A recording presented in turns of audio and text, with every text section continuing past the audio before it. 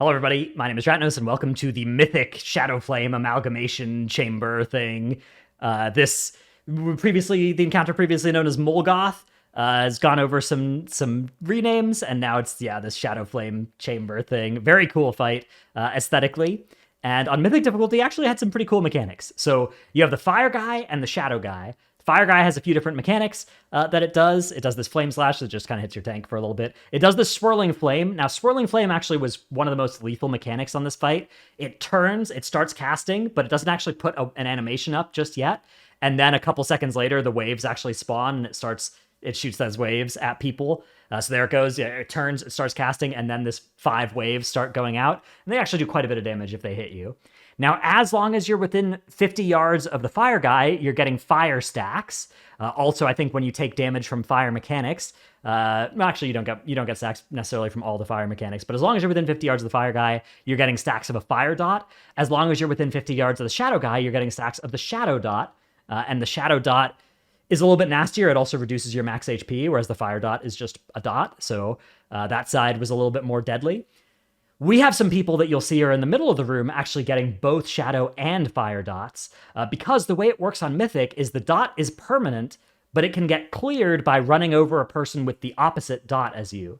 So if you're fire and you run over somebody with shadow, you'll both clear your debuffs.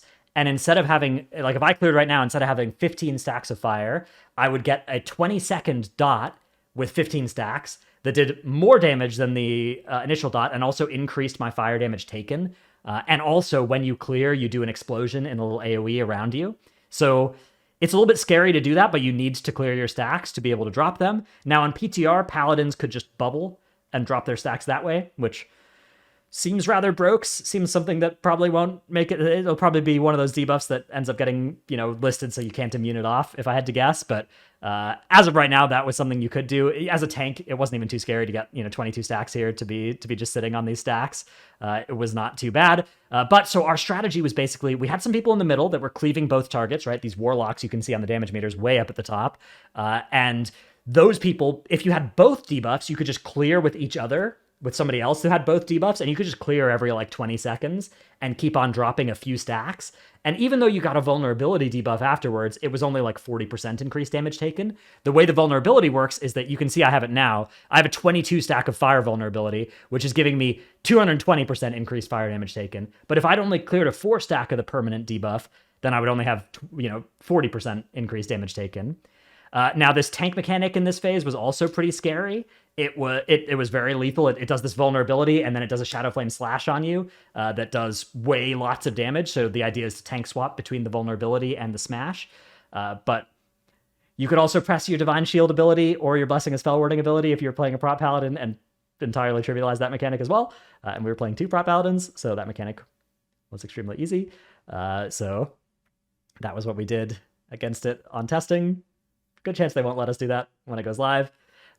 This other mechanics, so there's this Blistering Twilight that there was a Void version of this mechanic that the Void one was doing in P1, where you have to go and drop these Void zones off. All the Void zones cleared out before P2 started, but these Shadow Void zones, the Shadow Flame zones, when they drop, they also send out these tornadoes. There are these soaks that are sort of like those fire soaks you saw in P1, except in P2, they now also then bring in these orbs that you have to dodge towards where you soaked from. There's this smash. At least 5 people need to soak this smash, or else it kills the raid, and then you want to get away from the fall-off damage. So they basically combine all the mechanics that the P1 ads had into multi-versions with each other, which I think is pretty neat. It's a pretty neat idea.